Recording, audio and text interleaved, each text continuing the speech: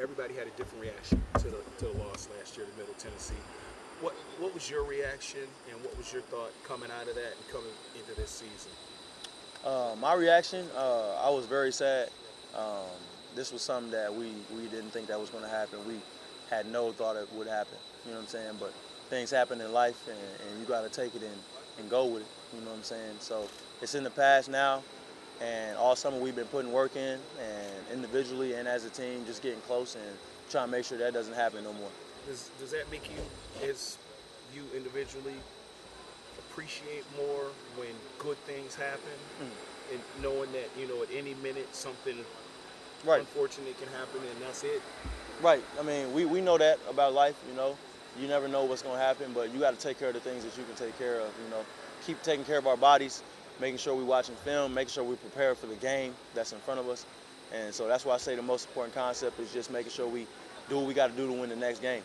I feel like, the tournament is the tournament, but we can treat the regular season like the tournament in the sense that, if you don't win this game, you're going to go home. So if we treat all the games that way, even though we got so much time to grow as a team, um, I think we'll be successful. You talked about leadership and blending these young guys, these talented young guys, with guys that are still have been here for a couple of years.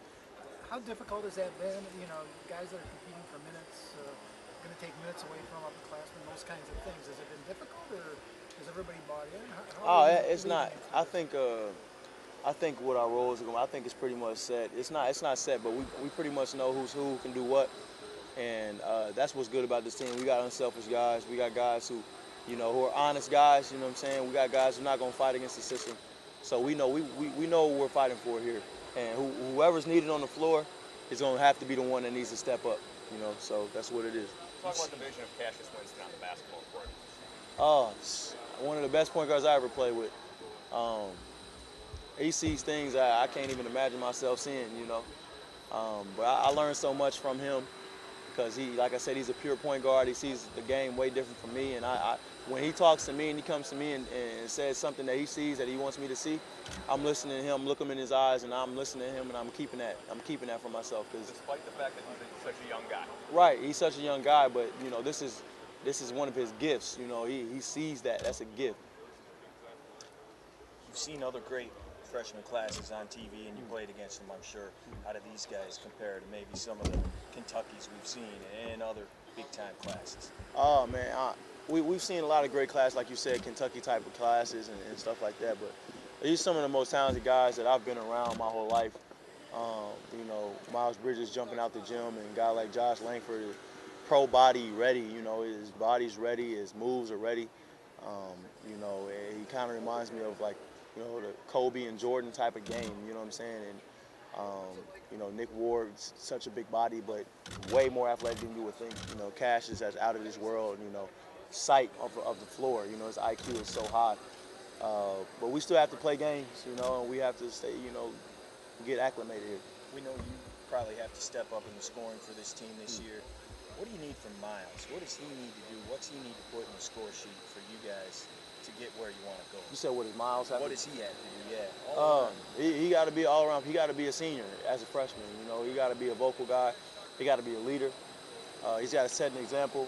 He's got to, stat-wise, he's got to get on the glass. But these are things that he does with effortlessly. He's got to get on the glass, and he's got to finish at the rim. He's got to hit some outside shots. He's got to come off some ball screens. He's got to do all that type of stuff. He's got to block shots. He's got to stay in front of his man. He's got to be in the help. He's got to be one of the loudest guys on the floor. Everything. You knew the ranking and everything, man, but when you actually got out there and played with him, was he what you thought, even better? He was better than I thought. He was definitely better than I thought. I didn't think he was as good of a ball handler as he is and as good of a shooter. I knew he was athletic like that, but I didn't know he really could handle the ball like that. And he's got some top handles. Yourself, from this day a year ago, man, where are you now from where you were a year ago? I'm just so much more focused in, on and off the court. My handles are getting better. I worked on that all season. I worked on my shot.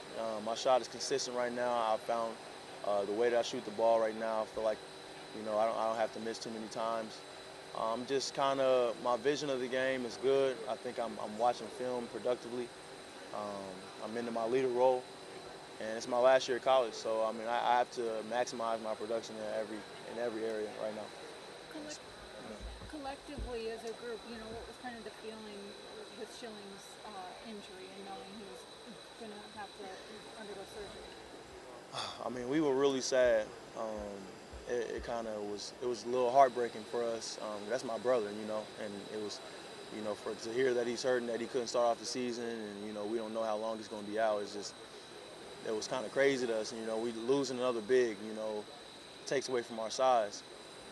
But we still got bigs, and we still got all of our guys. Still got the rest of our guys.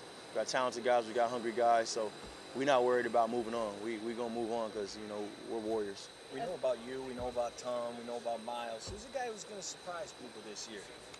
I don't think everybody knows about Tom like they think. He's gonna surprise some people this year with some things. A guy like Matt McQuaid. Matt McQuaid is gonna surprise some people this year.